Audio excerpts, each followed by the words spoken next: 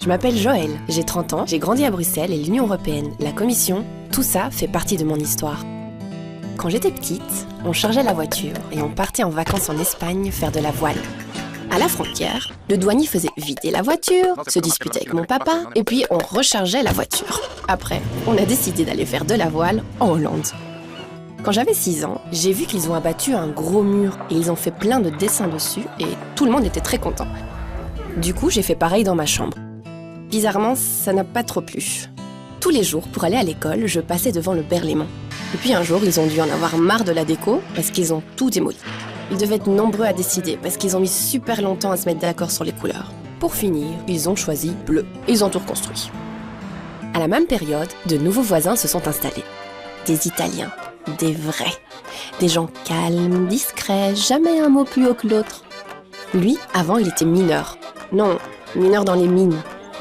À coups de verre de grappa, on a petit à petit refait l'Europe. Et puis, il y a eu l'euro.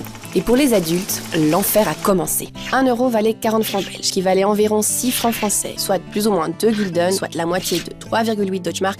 Ouh, ma tête. Ma mamie, elle s'en foutait, parce qu'elle calculait toujours son pain en anciens francs, et mon père, il écoulait ses vieux gulden dans les parcs-mètres. Finalement, on s'est tous habitués. Tout coûtait plus cher, mais c'était plus simple.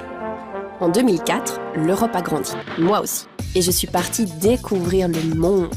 Enfin, j'ai fait un Erasmus au Danemark, grâce auquel je parle désormais couramment l'anglais sans accent suédois. Tout était nouveau, le pays, la langue, la culture. Première fois aussi que je vivais sans mes parents.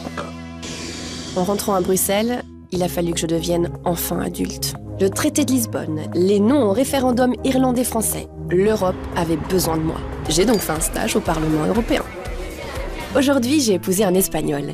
Et on a 2 beaux enfants, un peu espagnol et un peu belge. Ma famille et moi, nous sommes l'Europe.